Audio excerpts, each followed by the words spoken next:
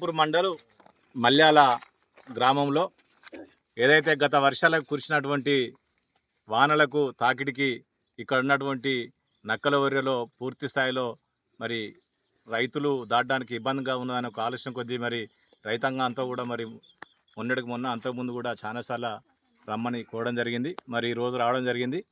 మరి ఈ నక్కల వర్రె మీద ఏదైతే మన మల్లికార్జున టెంపుల్ నుండి దాదాపు అబ్బిడిపల్లె, రాయపేట, పందిళ్ళ, ఆరపల్లె, మల్యాల మీదుగా పోషంపల్లె వరకు మరి దాదాపు 10,95,00,000తోని మరి గతంలోనే 2023లో గౌరవ మాజీ ఎమ్మెల్యే దాసరి మనోహర్ రెడ్డి గారు మరి శాంక్షన్ ఇవ్వడం జరిగింది.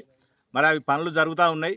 మరి పూర్తి స్థాయిలో పనులు జరిగే విధంగా మరి ఇక్కడటువంటి రైతాంగాన్ని ఆదుకునే విధంగా, ఇక్కడటువంటి మహిళా రైతులను ఆదుకునే విధంగా మరి కల్వాటు నిర్మాణం చేయాలని మరి కోవడం జరుగుతూ ఉంది.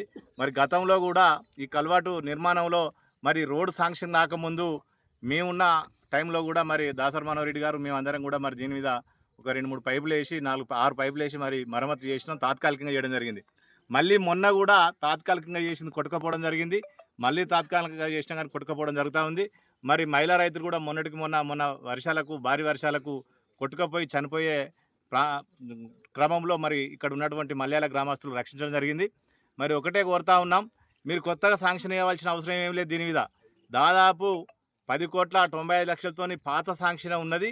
దాన్నే పునరుద్ధరించాలి, దాన్నే పూర్తి స్థాయిగా వేయాలని, అందులో కల్వాటు నిర్మాణం కూడా మరి చేపట్టాలని, మరి ఈ కల్వాటు లో లెవెల్ కల్వాట లేకుంటే హై లెవెల్ కల్వాట మరి ఇక్కడికి వచ్చినటువంటి పిఆర్ఏఈ గారు, ఆర్ఎన్బిఐ గారు కూడా మరి వచ్చి చూసిపోవడం జరిగింది. కనుక మరి ఈ కల్వాటు నిర్మాణం కోసం మళ్ళీ త్వరితగతిన ఈ పనులు చేపట్టాలని శాంక్షన్ చేసి గౌరవ ఏదైతే ఇప్పుడు ఉన్నటువంటి ఎమ్మెల్యే విజయరమణారావు గారు కావచ్చు, ఇక్కడ ఉన్నటువంటి స్థానిక నాయకులు కావచ్చు, ఎక్కడ పనులు చేసినా పనులు అభివృద్ధి పనుల్లో భాగంగానే చేస్తూ ఉన్నారు. కనుక మరి ఇది కూడా మల్యాల గ్రామానికి కూడా తక్షణమే ఈ ప్రాంతాన్ని ఆదుకునే విధంగా, ఈ రైతాంగాన్ని ఆదుకునే విధంగా, అదేవిధంగా ఏదైతే ఓదెల టు మన శ్రీరాంపూర్ కనెక్టివిటీ రోడ్డు, మళ్ళీ ఇక్కడ ఉన్నటువంటి ఏదైతే సమ్మక్క సార్లక్క రోడ్డు కూడా మరి ఇది కనెక్టివిటీ అయితే కనుక దీన్ని త్వరితగతిన చేయాలని కోరుకుంటూ మరి ఇక్కడ రైతులందరూ కూడా వాపోతూ ఉన్నారు.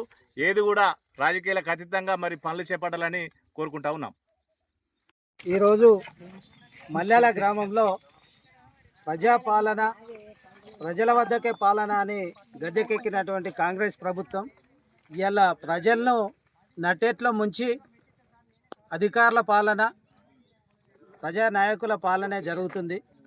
ఇవాళ ప్రజల కష్టాన్ని పట్టించుకొని ఈ ప్రభుత్వము ఇక్కడ మల్యాల గ్రామంలో ఉన్న ప్రజలు కన్నీటి వేడుకగా తల్లడిస్తూ ఉన్నారు.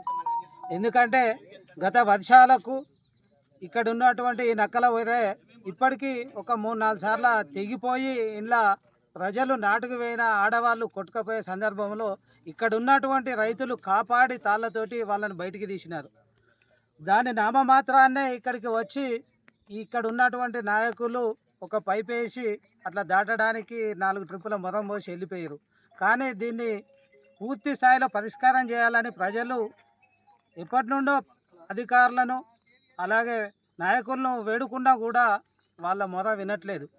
ఇవాళ ఈ నక్కల వైరకు మినీ కల్వాటు కట్టినట్లయితే ప్రజలకు ఇక్కడ వేలాది ఎకరాల పంట చేసుకొని రోజు రాకపోకలతోటి వేలాది మంది ప్రజలు ఇక్కడ నుంచి వెళ్ళి మిర్జంపేట పోతారు, మిర్జంపేట ప్రజలు మల్యాలకు వస్తారు, మల్యాల నుంచి వెళ్ళి గుంపులో పోతారు. ఈ నక్కల వైర అనేది గుంపుల నుంచి వెళ్ళి వాయుల ఈ మల్యాల నుంచి వెళ్ళి జీలకుంట నుంచి వెళ్ళి వచ్చే వరదకు పోటాయి ఇక్కడ పైపులు వేస్తే ఆగట్లేదు. నాడు గతంలో దాసరి మనోహర్ రెడ్డి గారు ఈ పైపులు వేసి మొదం పోపించినట్లయితే అది ఇప్పుడున్న కాలానికి తాకిడి ఎక్కువై కొట్టుకపోవడం జరిగింది. దాన్ని మరమ్మతులు చేపించి మళ్ళీ మినీ కల్వాటు కట్టినట్లయితే ప్రజలకు అందుబాటులో ఉంటుందని చెప్పి గౌరవ ఎమ్మెల్యే గారిని ఇక్కడ ఉన్న ప్రజలు చాలాసార్లు విన్నవించుకున్నారు. అయినా దీన్ని పట్టించుకునే నాదు లేరు. కనుక ఎమ్మెల్యే గారికి మీ యొక్క సూచన, దయచేసి ప్రజలను గుర్తుంచుకోండి. ప్రజలు మన కోసం పనిచేసి మనకు ఓట్లేసి గెలిపించినారు కనుక ఈ కల్వాటును తక్షణమే కట్టించి మీరు ఈ ప్రజల బాగోగులు చూసుకున్నట్లయితే అందరికీ బాగుంటుందని చెప్పి తెలియజేసుకుంటూ జై తెలంగాణ.